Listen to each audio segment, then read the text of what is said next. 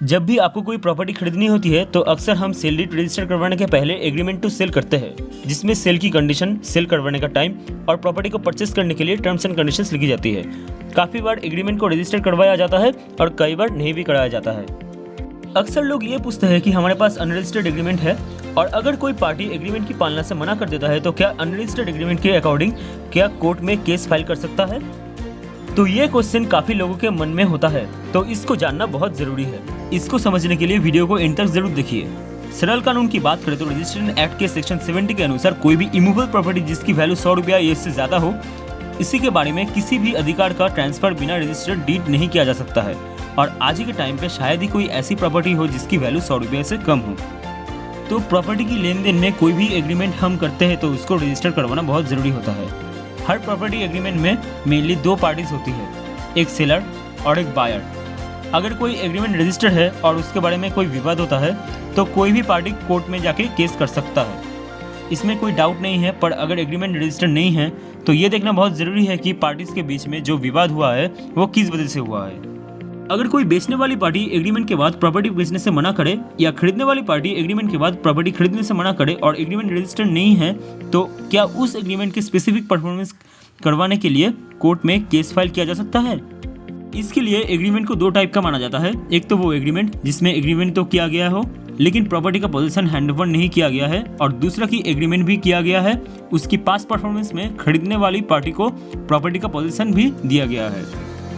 इन दोनों कंडीशन में जहां केवल एग्रीमेंट हुआ है और प्रॉपर्टी खरीदने वाली पार्टी को पोजीशन भी दे दिया गया है, तो स्पेसिफिक परफॉर्मेंस के केस के लिए एग्रीमेंट का रजिस्टर्ड होना जरूरी नहीं है। मतलब साफ है कि अगर एग्रीमेंट अनरजिस्टर्ड है और प्रॉपर्टी का पोजीशन खरीदने वाली पार्टी को नहीं सौंपा गया तो उस एग्रीमेंट की पालना करवाने के लिए कोर्ट में केस फाइल किया जा सकता है। वहाँ इस बात से कोई फर्क नहीं पड़ता है कि एग्रीमेंट रजिस्टर्ड है या नहीं है।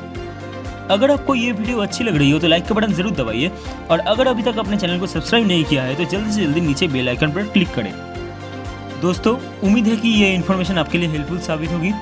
लेकिन अगर एग्रीमेंट करने के साथ साथ प्रॉपर्टी का पोजीशन भी खरीदने वाली पार्टी को दे दिया गया है तो ऐसे में उसे एग्रीमेंट का रजिस्टर्ड होना बहुत ज़रूरी हो जाएगा। मतलब जहां एग्रीमेंट के साथ साथ पोजीशन हैंडओवर किया गया है वहां अगर एग्रीमेंट को रजिस्टर्ड नहीं करवाया जाता है तो एग्रीमेंट के पालना के लिए भी कोर्ट में भी नहीं जाया जा सकता है। आप सोच रहे होंगे कि हमारे देश में तो काफ़ी प्रॉपर्टीज़ केवल एग्रीमेंट और पावर ऑफ अटर्नी के आधार पर भी बेच दी जाती है, तो ऐसे लोगों का क्या करना होगा जिन्होंने सेल डीड का रजिस्ट्रेशन करवाए बिना ही प्रॉपर्टी खरीदी हो? दोस्तों, जब लोग प्रॉपर्टी खरीदते टाइम केवल एग्रीमेंट और पावर ऑफ अटर्नी करवा लेता है और प्रॉपर्टी का पेंशन ले लेता है तो इस बारे में लॉ बहुत क्लियर है कि बिना रजिस्टर्ड डीड करवाए प्रॉपर्टी के टाइटल ट्रांसफर नहीं हो सकता। लेकिन ऐसा लोगों को भी कानून ने प्रोटेक्ट जरूर किया है, और ट्रांसफर ऑफ प्रॉपर्टीज एक्ट की सेक्शन 53A में ये प्रोविजन कर दिया गया है कि जब भी कोई व्यक्ति किसी पार्टी को ट्रांसफर करने के लिए प्रतिफल के बदले कोई एग्रीमेंट करता है और पोजीशन खरीदने वाले व्यक्ति को हैंडओवर कर देता है तो फिर बेचने वाली पार्टी इस आधार पर कोई क्लेम नहीं कर सकता कि जो एग्रीमेंट हुआ है वो रजिस्टर्ड होना जरूरी था, या उस सेल के लिए सेल डीड रजिस्टर नहीं करवाई गई। अगर केवल एग्रीमेंट के जरिए कोई प्रॉपर्टी परचेस की गई है तो उस प्रॉपर्टी को बेचने वाली व्यक्ति उसी प्रॉपर्टी पर वापस अपना अधिकार क्लेम नहीं कर सकता है, और वो ये नहीं बोल सकता है कि मैंने सेल डीड एग्जीक्यूट नहीं की तो टाइटल का ट्रांसफर नहीं हुआ है, इसलिए प्रॉपर्टी वापस मुझे दिलाई जाए। हालांकि जिसने केवल एग्रीमेंट से प्रॉपर्टी खरीदी है उसको क्लियर टाइटल नहीं मिल सकती, लेकिन वह खुद पर पोजीशन के आधार पर मालिक मान सकता है। एग्रीमेंट टू सेल की रजिस्ट्रेशन की स्थिति को फिर से और एक बार देखें तो जहां एग्रीमेंट रजिस्टर नहीं है और प्रॉपर्टी के पोजीशन भी खरीदने वाली पार्टी को नहीं दिया गया है और ऐसे एग्रीमेंट की पालना करने से कोई पार्टी मना करता है तो कोर्ट के जरिए एग्रीमेंट की पालना करवाई जा सकती है। भले ही एग्रीमेंट रजिस्टर ना हो, लेकिन अगर एग्रीमेंट के साथ पोजीशन दिया गया है तो उस एग्रीमेंट की पालना कोर्ट के जरिए करवाने के लिए ये जरूरी होगा कि एग्रीमेंट की रजिस्ट्रेशन करवाया गया हो।